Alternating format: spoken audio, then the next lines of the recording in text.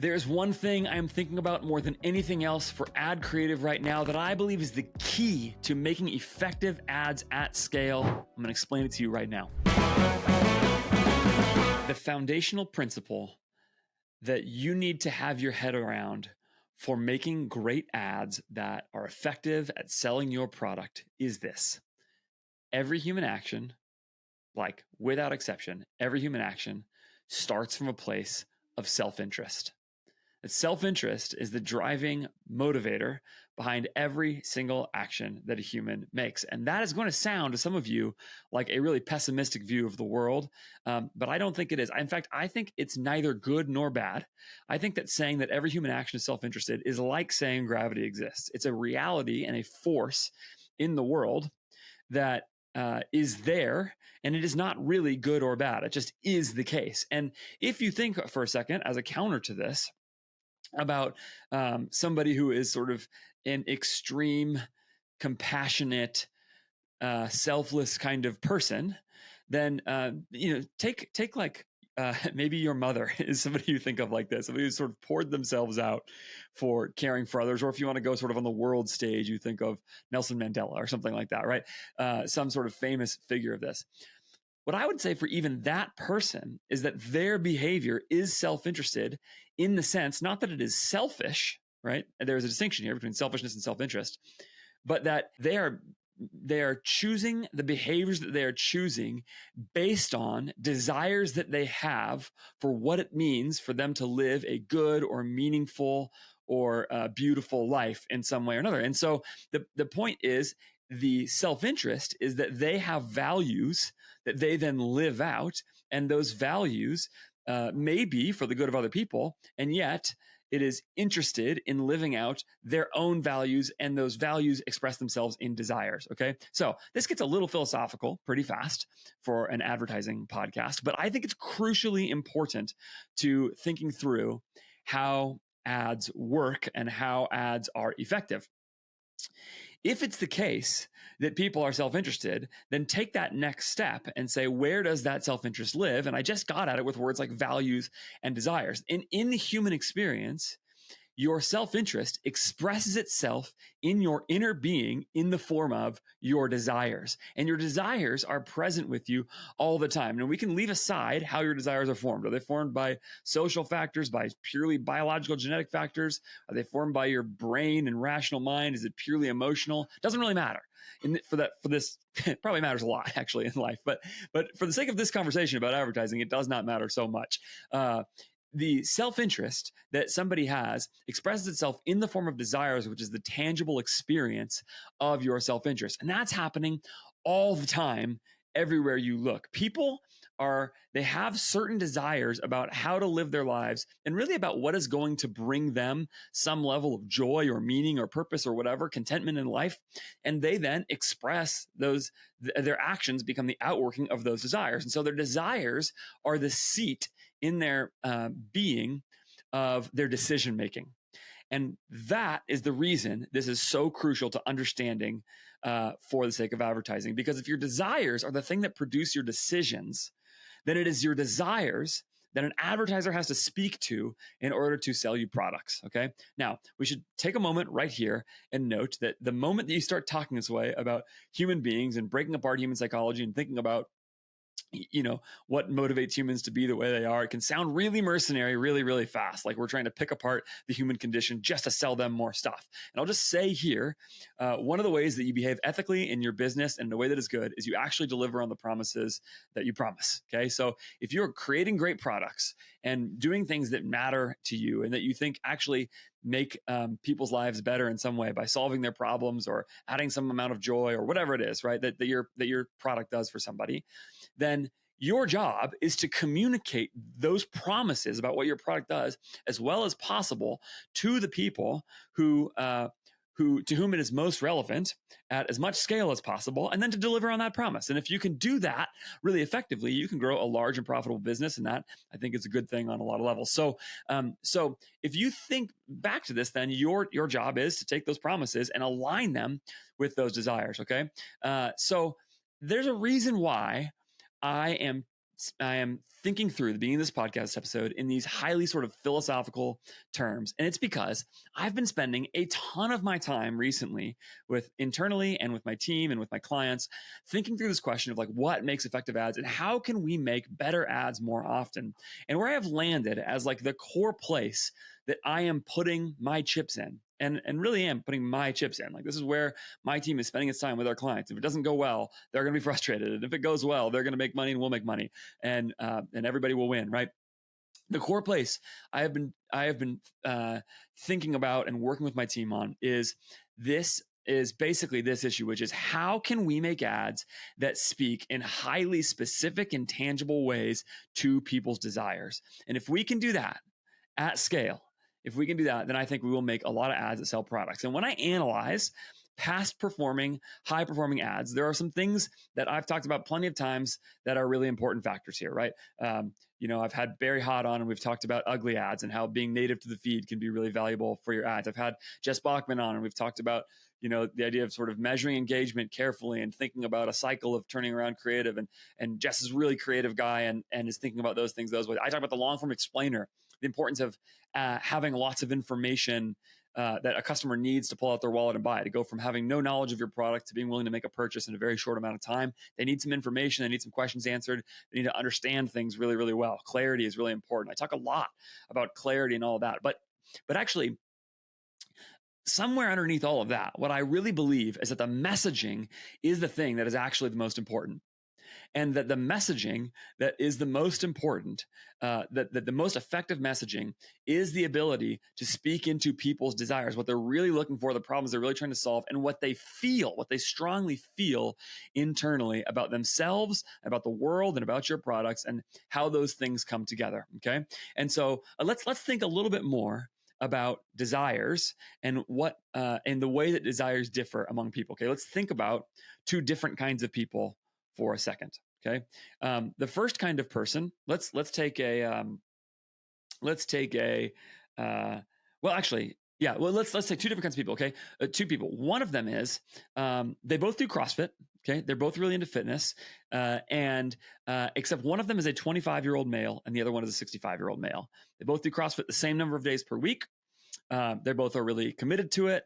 They've been doing it for a while. They care about it. They like it. They want to be good at it, all those things. So on the surface, despite their differing ages, these two men appear to be very similar in their engagement with CrossFit.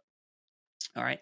But now imagine for a second that those two, that you think a little bit more deeply about each person and what's motivating them. Okay. The 25-year-old, let's say, feels awesome. He is getting jacked. He's doing CrossFit 4 days a week, 5 days a week, whatever it is. He's entering a competition. He's PRing his weightlifting all the time. He's hitting new and new highs. He's getting faster and faster. And he feels great about it. His body looks good. All those things are all happening for him. He's aligning his nutrition and his sleep and all that to maximize his performance. The way he sees it, he can all the time get better and better and better, and that is his big concern. Maybe he's entering a competition at some point and he wants to place in the top 3 in his age group or whatever. Okay, that becomes the way that he's thinking about these things. And so there's CrossFitter number 1. Okay, we'll also say he's single, by the way. We'll say he's single and looking to date. Okay, CrossFitter number 2, 65-year-old male. He is not a 25-year-old, right? He's 65. He's still going after it, but he can see his 70s not very far away. And whereas the 25-year-old is really interested in maximizing his performance, the 65-year-old is less interested in PRing lifts. He hasn't hit his old PRs in a long time. It's not that he's never going to lift the same amount of weight that he used to lift ever again, and he doesn't care. It's not really his point. His goal is to make sure that he can stay as healthy as possible, as long as possible, because he can see just around the corner to his 70s. And he sees friends of his who are starting to have more and more health problems. And he does not want to experience it. He wants to play with his grandkids. He's been married. He's not single. He's been married for 40 years or whatever. And is not trying to, impress some woman the same kind of way. And so for him, when he goes into a CrossFit competition or, his workout schedule, what he's concerned about is his lower back staying healthy, right? He doesn't want to hurt it, or his knee that's getting balky and that he wears a knee sleeve for, or something like that. So they do CrossFit the same amount of days per week, but their relationship to the experience is really, really different. Now imagine that you're selling both of those two customers a a recovery supplement, some supplement that is aimed at recovery, okay, helping them be better. How are you going to speak to those two customers? Who is going to influence those two customers? How are you going to think about structuring your message? Because the truth is, the supplement may be valuable for both of them, but their desires in relation to their experiences and to the specifics of their lives, their desires in relation to those things is extremely different. And what they are looking to get out of those things is really different. If you tell one of them that they are more likely to have faster muscle recovery and therefore achieve goals faster, and you can do that in a compelling way, and forget for a second the actual execution of the ad, okay? Just think about the messaging for a second. If you could tell one of them, the 25-year-old, that he is going to perform better, that is in a compelling way in the ad, that is much more likely to appeal to him than the 65-year-old for whom is all going to be about reducing soreness and extending, the longevity of his of how good he feels, etc. You see what I'm saying? One of them is actually experiencing some level of probably anxiety about the potential decline related to his body. The other one is experiencing anxiety related to how good he can make his body work for him. So it's actually sort of anxiety around the opposite sorts of things. And if your product can deliver on a promise for recovery, it delivers on it maybe in similar ways, but maybe in different ways. Now, look, you can probably reach both of those customers by talking about the features and benefits of your supplement. To some degree, you can talk about the nutrient profile. You could talk about what science says about the nutrient makeup and how that helps recovery. You can talk about why your ingredients are pure and trustworthy and anything related to that you want. And you maybe can speak to both customers that way. In fact, I'm pretty sure you can, right? Like the Facebook algorithm is really good. Machine learning works. That will sell to some.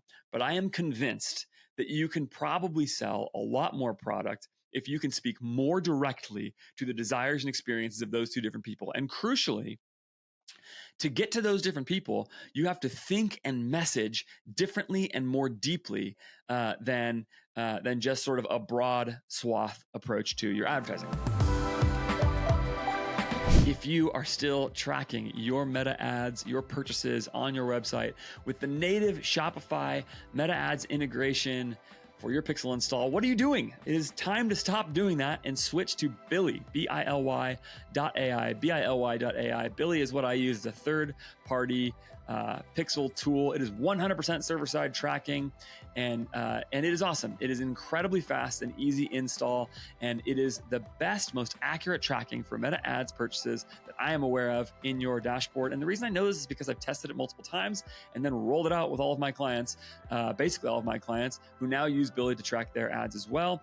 What do I mean by test? I mean, I've run side-by-side campaigns with Billy against all kinds of other Pixel install solutions on meta ads. Billy has consistently won, not only at the level of the campaign ROAS, running them side by side, exact same ad sets, exact same ads, all those things. But in Events Manager, I can see the event match quality of purchases and all kinds of other website events with the Billy Pixel, Billy dataset versus all the other solutions that I've seen, especially the native Shopify install. That means you are going to give the best data possible back to Meta so that you can track your ads as effectively as possible. You're going to get the most accurate data in your dashboard. You're also going to feed the most accurate data back to Meta ads. And it is only $1 for the first month. It is extremely affordable going forward. It is the most affordable solution of which I am aware on the market for third-party Pixel setups for server-side tracking for your Meta ads. So go check it out right now. It's what I use with my clients. It's what I recommend everybody uses. BILY.ai. Get better tracking for your Meta ads today. This idea has become clearer to me through a couple of conversations I've had on this podcast recently. I want to play both of them back for you. Not actually play them back, but I want to rehearse them, retell you the stories of these so that you make sure that you hear them the same way that I did, because they've been so helpful to me. The first was Riley Strickland coming on here, former CEO of LoomCube. And I've used this in a few different places, and you might have heard me say this now, but it's a really helpful example of this. LoomCube sells home lighting equipment. Well, not just home lighting equipment, but LED lighting equipment. Exploded during COVID, of course, when people were building out their home offices. And so all these LED lights, right? And that became the major bulk of their business was these home offices. But Riley was saying on my podcast, if you missed that episode, he said every time they would go try and do, CRO type work on their website, where they would just try to, change the menu, change the PDPs, anything that was sort of broad based CRO. It just didn't work very well. They didn't see much lift, if any, maybe a couple points of, percentage points here and there, but not serious lift, right? But he said when they realized at some point, and this is the example he gave, at some point they realized they had a line item of customer or a group of customers, not a line item, but a group of customers who were coming to their product who were tattoo artists. And the tattoo artists also liked their LED lighting solutions. And the tattoo artists found that they were really, really good for tattoo parlors. Now, that's a very different setting for the product than a home office. And what Riley realized was, we need to generate creative and funnels for that is an attempt to reach the tattoo artist uniquely from the home office person, because while it's the exact same product that appeals to people in different ways. And so they started building their messaging around both of those. Now, look, both of those customers, home office and tattoo artists, could see the features and benefits of the product on a PDP. But what Riley says is that's where they saw, when they started doing that and doing it with other subgroups of customers, that's where they saw 30 and 40% conversion rate increases all the way through the funnel at the ad level. And then, this is part of what I love about Vermont and why I've taken them as a sponsor, because the ease of doing that all the way through landing page, PDP, custom PDPs for different groups, custom carts, all those kinds of things. So that's the way to start to think about it. Well, you think about that, and that's because what each of those customers feels, the home office builder and the tattoo builder, what is happening at the level of desires for each of those customers, despite being the exact same product, is really different.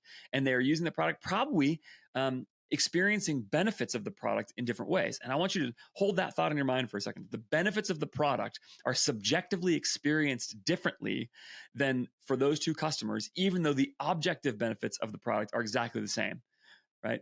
The construction of the product, the materials of the product, how much light it gives off, right? Like the brightness of the product, whatever.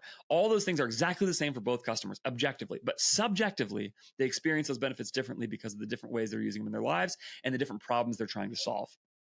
Okay, so think about those two things. Okay, the second story like this that I've heard recently that has been helpful to me was with Jack Rubin recently on my podcast. Jack, CEO of Purdy and Fig, he's been on my podcast 3 times. Every one of those episodes is great. You should go listen to them because he is so helpful and so insightful. Okay, what Jack says is at some point they realized that there are 2 different kinds of customers, among others, who are engaging with their cleaning products. Okay, so cleaning products in the UK.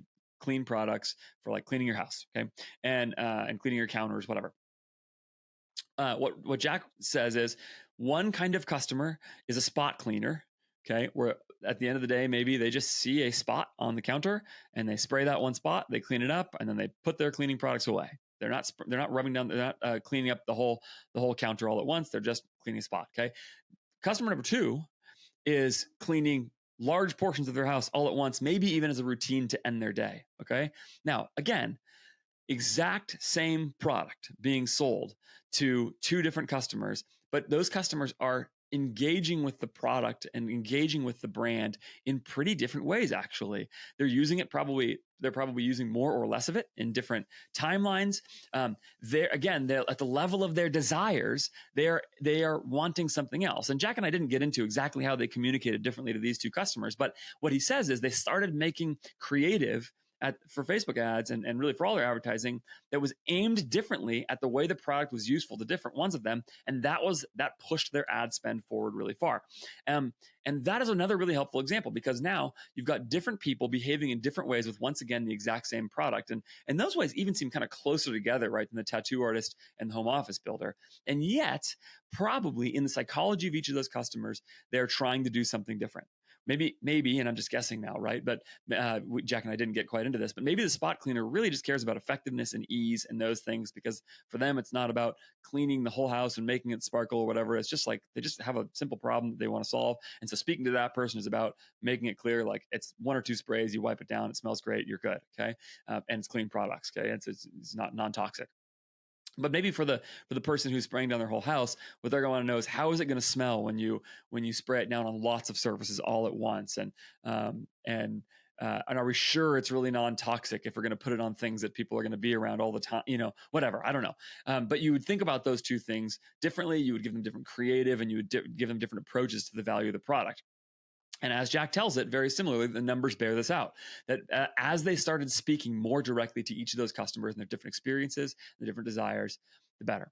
Okay, that the better the performance was, and that's what actually increased them. When you talk about the idea of an angle in advertising, what I think an angle really is the overlap. Okay, think of a Venn diagram here. The overlap between the customer's unique desires and their specific particular desires and the specific and particular benefits that your product provides relative to those desires. Okay, so whatever, like again, Venn diagram, right? On this side, your are all of the benefits your product provides. On this side are all of the desires a customer has. Some of those are not relevant to one another, right? Your product may or may not have anything to do with a customer's desire to get rich or something. Okay, right? Your product might have nothing to do with that at all. Okay, but it might have something to do with their desire to you know clean to welcome guests into their home and have it smell nice. Okay, that desire, their sense of hospitality, their sense of hosting, and what that means for their relationships and all those things may have something to do with the cleaning product that you sell. And at that point, the overlap between those two things, the overlap between those two things is the angle of your ad, or it's the starting place for the angle of your ad. It's how your benefit relates to those specific desires. And this is where I'd come back to the notion of a subjective benefit. Okay. The object, it's very easy, and especially maybe at the beginning stages of your, the beginning stages of your advertising, it's very easy to talk about benefits of your product as if they are all objective. You just talk, you built your product and you want it to have all these features and benefits that matter because you have experience of it and you want it to matter in some specific way, right? And you want it to last a long time or smell great or whatever the case may be. But the customer may or may not care about all of those things. And in fact, the customer may even approach your product in ways you didn't even think of, that don't matter to them at all, right? So, or that don't matter to you at all, but that are part of your product's experience and that use it even differently than you expected. Okay, whatever those are, though, you need to understand as well as possible what those customer experiences are, and then how you communicate to those specific things. The more that your advertising can compellingly and in relevant ways engage the right customer relative to their subjective experiences and desires, can engage that customer with the relevant benefits to your product. If you can do that, that is the path to scale, which means if you want more scale, you actually need to think smaller, not bigger. You need to think more directly about your customers. Because here's the other thing about human desire, all right? Our desires are felt uniquely by us, or powerfully by us, I should say. Like if whatever desires I have in life feel like Andrew's desires. They feel like what it means to be me in some way. And so I have those desires. And yet, at the same time, as much as they feel sort of unique and particular and specific to me and in those ways in my felt experience, actually, lots of other people have very similar desires and share those, and they're relatable to many other people. This is why you can have friends, right? Or because people actually, you end up coalescing around shared values and desires and experiences and all those kinds of things. And so, so as much as those desires are uniquely strongly felt, as much as I feel them strongly, they're actually not totally unique to me. And therefore, part of the path to scale for you is to speak to those very strongly felt, personally felt desires, wherever your product is relevant to them, on the assumption that what some customers are raising their hand and telling you about their relationship to your product is actually an experience that's relatable to a much broader group of customers than just them. And so they speak for a larger group than themselves. This is where, like reading reviews can be really useful. And it's where I've said one of the things that concerns me about like just sort of the AI driven approach to review reading, though that could be a very helpful way to do this, is that I actually want to take the time to move a little slower to think through what is this customer telling me about their desires in relationship to my product and about how my product is meeting them in their life and providing value to them in their life uniquely. Because whatever they're saying, whatever they're raising their hand and saying about their experience, their desire, then they probably represent a larger group of customers than just themselves. So now, you may at some point think, okay, if I do that, then Andrew, isn't that going to create a problem for me? Because now, by limiting who I'm speaking to, I am going to hurt my chance to have maximum scale. So it would be a reasonable objection to this idea to some degree. Well, my answer to that question is it looks like it at first. And if you get too narrow, it's possible you do that, right? But I think mostly the answer is no. Okay. And here's why. Because if you think about ad A, okay, and ad A is your broad features and benefits ad. You're talking about the sort of ingredients in the product, okay? There's some group of customers who is going to respond to that just by sort of broadly speaking, this supplement helps muscle recovery because of X, Y, and Z ingredients. Okay. That probably works some group of customers, though I should say it probably works specifically for customers who are ingredient focused customers and who have desires around, effective ingredients and not being sold garbage and whatever, so it's still speaking to their desires. But you know what I'm saying, right? There's a sort of broad approach. My guess is that what will happen if you do that is that you will speak to a lot of people and you will not convert that many of them. And here by convert, I don't mean conversion rate as a matter of just like purchases over clicks, right? Sort of the technical definition of conversion rate. What I mean is, of all the people you're speaking to them to, how many will you sell a product to? Okay, so sort of a conversion rate taken more broadly. It's almost like purchases over impressions or purchases over reach is the way I would think about it. Okay, my guess is the more broadly you speak, the more likely it is that your conversion rate may reach a wide range of people. It may actually, or your ads may reach a wide range of people, but your conversion rate will be very low on that group of people. And instead, the more specifically you speak to a group of people, what will happen is, yes, you will reach less people. Like, let's take our 65-year-old and 25-year-old example from earlier, right? The 65-year-old, the things that appeal to him probably appeal differently to him than a 25-year-old. And that's before you talk about a 45-year-old female who's, whatever, thinking about menopause or something like that, right? Very different set of desires and in relation to fitness and all kinds of things in life, okay? So yes, the 65-year-old maybe is going to be speaking to him, and maybe if you put a 70-year-old influencer in your ad, okay, then it is aspirational to the 65-year-old or a 55-year-old. Maybe it's aspirational to the 65-year-old, but not aspirational at all to the 25-year-old, and just sort of glosses past them. So now you've left the 25-year-old on the table. Is my point. Your advertising has actually excluded the 25-year-old. But my contention is, what will happen if you do that at the same time is that you will convert way more of the 65-year-olds. That guy and everybody else he represents, because there are plenty of people who are aging and worried about it, okay, and who are trying to age well, okay. If you can speak to that person more directly, you will convert way more of them than you will the 25-year-old. So the goal is not to pick between sort of speaking to everyone or speaking to someone specifically. Instead, it's to speak to the specific people, but then to do that repeatedly with lots of different groups of people. What you actually want to do is create two ads here, right?